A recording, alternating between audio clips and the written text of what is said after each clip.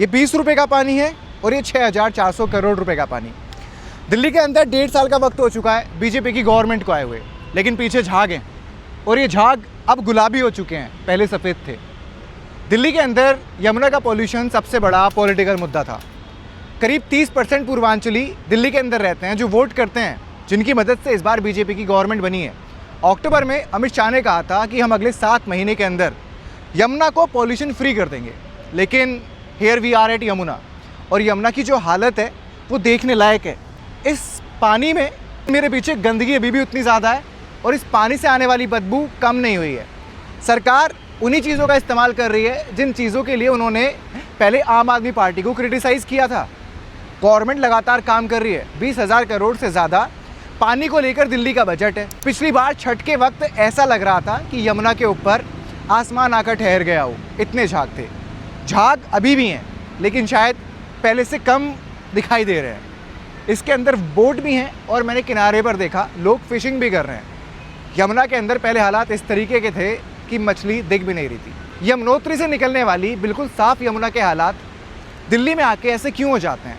यमुना की total length करीब 1400 kilometre है, जिसमें से केवल 22 किलोमीटर दिल्ली में पड़ती है। हरियाणा से होने के बाद दिल्ली के अंदर वो कौन से रीज़न्स हैं जो यमुना को इतना पॉल्यूट कर देते हैं? और इसमें सबसे बड़ा रीज़न है नालों का, मतलब जो लोगों का वेस्ट है वो यमुना में आकर मिलता है। दिल्ली में 22 सीवर्स हैं, मतलब 22 नाले हैं जो सीधा यमुना में आके मिलते हैं। नजफगढ़ नाले से यमुना 68% पॉल्यूट होती है। यमुना की टोटल लेंथ का 2% दिल्ली में है और उस 2% को सबसे ज़्यादा नजफगढ़ नाला पॉल्यूट करता है। हरियाणा के पल्ला से दिल्ली के अंदर यमुना एंटर होती है, उसके बाद वजीराबाद नाला और नजफगढ़ नाला, ये 2 ऐसे बड़े मेन नाले हैं जो यमुना को पॉल्यूट कर देते हैं। इन 22 सीवर्स को इनका पानी ट्रीट करने के लिए दिल्ली के अंदर 37 STP हैं, मतलब सीवेज ट्रीटमेंट प्लांट, जिनके अंदर पानी को साफ़ किया जाता है, जिनमें सबसे बड़ा ओखला के अंदर है। ओखला का सीवेज ट्रीटमेंट प्लांट इतना बड़ा है कि एक छोटे शहर के अंदर इस्तेमाल होने वाला पानी साफ़ कर दे। लेकिन फिर भी जो सबसे बड़ी दिक्कत है वो ये है कि जो पानी STP से यमुना में वापस आता है उसको लाने का कोई चैनल सिस्टम नहीं है, जिसकी वजह से पानी फिर से पॉल्यूट हो जाता है और यमुना के अंदर प्रदूषण वहीं का वहीं रहता है। हालांकि 15 से लेकर 17 ऐसे STPs भी हैं तो सही तरीके से वो पानी को ट्रीटमेंट नहीं कर पाते या सही से काम नहीं कर पा रहे। दिल्ली सरकार का जो लक्ष्य है वो ये है कि आने वाले वक्त में दिल्ली के अंदर 40 से 50 STPs हों जो यमुना को सही से साफ़ कर पाएँ। लेकिन यमुना और दिल्ली की जो सबसे बड़ी मुसीबत है वो है नाले। शाहदरा, नजफगढ़, वजीराबाद, ओखला, उनसे जो पानी दिल्ली की यमुना में आता है वो इतना गंदा होता है कि यमुना को सफ़ेद से काला कर देता है। और यहाँ पे रहने वाले लोग हमसे ज़्यादा अच्छे से बता सकते हैं कि यमुना कितनी साफ़ हुई है।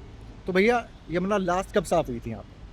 ये तो मेरे को मालूम नहीं, पर यह साफ होती है यहाँ कभी कभार। अच्छा। जैसे अब ये तस्वीर देखो, मैं अभी दिखाता हूँ। मैं जब आया था यहाँ, ये पूरे खाटू श्याम का वो पड़ा है, ये गलत है।